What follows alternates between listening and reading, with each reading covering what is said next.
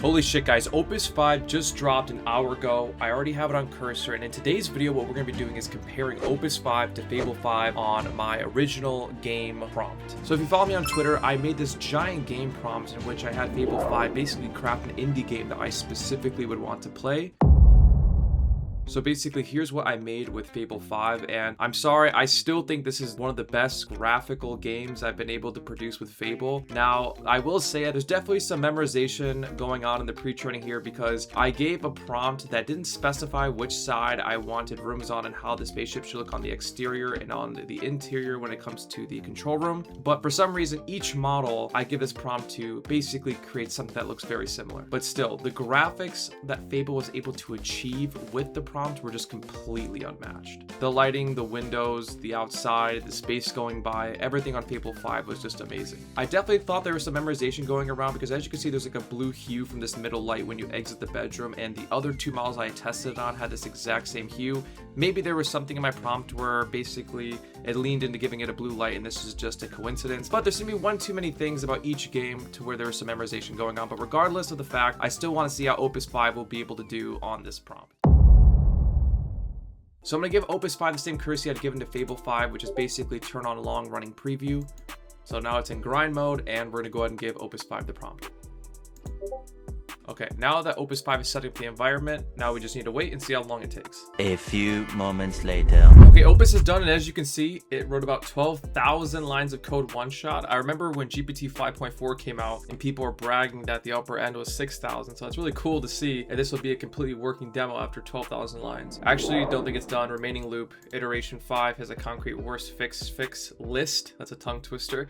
Cockpit light rig with a rect area light. So I think it still has to go through and do a couple more loops, and I think what it did is update the plan and send it back to me to make sure that it can go through. So I'm going to push it through and we will see when it's done. One eternity later. All right, now it is finally complete, so we're going to go ahead and click to engage helmet interface. All right, we are in the game. Well, it is extremely laggy, wouldn't even be the correct word to use here because it seems fine, but every couple steps it just freezes. So it looks like we're going to have to go back to the drawing board and fix that up a little bit more. Okay, after 3 iterations, it looks like it all works. So let's go ahead and take a look at the spaceship. So first we have a backside, and immediately off the bat, I will say, even though we did give each model the exact same prompt, this has to be the most unique version because all the other ones had like an orange and yellow scheme on the outside of the ship. But okay, it looks like, wow.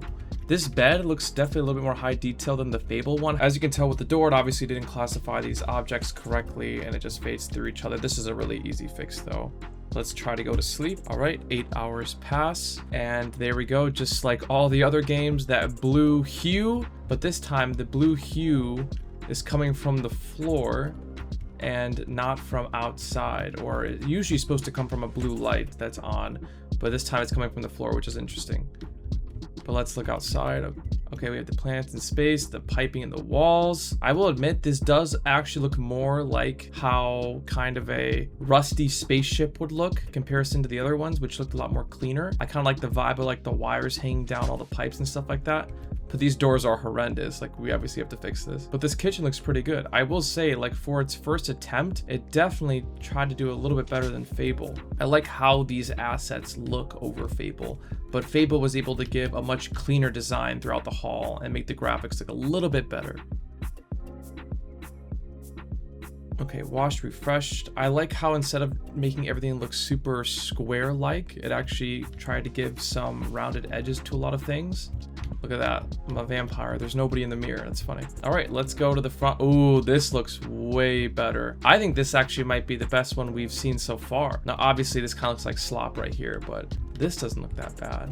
Now, obviously, all the objects are kind of glitching through each other. We just have to make it so that these assets can't do that. But this is not a bad attempt at all, especially in comparison to Fable. Now, as you guys can see, Fable has been on screen throughout this video. So which one do you guys think is better here, Fable 5 or Opus 5? It's kind of hard to tell, but I will admit, for its first attempt, I think, you know, it kind of perfectly underscores what the benchmarks show. It's slightly better than Fable in some things, but you're not really going to see that difference when it comes to coding too much, I would say. Maybe you will, but it would really surprise me if Fable 5 was able to do something that Opus 5 was not able to do, and vice versa. Like, I don't think Opus 5 would be able to do anything that Fable 5 wouldn't be able to do. But I will admit, I do think Opus 5 has a little bit more of a higher potentiality to produce things that are pretty detailed in comparison to Fable. Obviously, Opus 5 looked like it went for a lot more detail within the ship, but Fable 5 was just able to get it done within like one shot with very minimal issues. With Opus 5, we saw a lot of issues in terms of the glitchiness, moving around, stuff like that. A lot of stuff that Fable just you don't really have to deal with. And it's probably a symptom of Fable just being a much bigger pre-train than Opus 5, I would assume, and being a completely different architecture as well. But honestly, this is not bad, and I think we're going to continue having some fun with Fable. So go ahead and click the subscribe button down below if you want to see more videos like this. We have a lot more we're going to cook with Opus 5, and yeah, hope you guys enjoy the rest of your day, and we'll see you guys in the next video.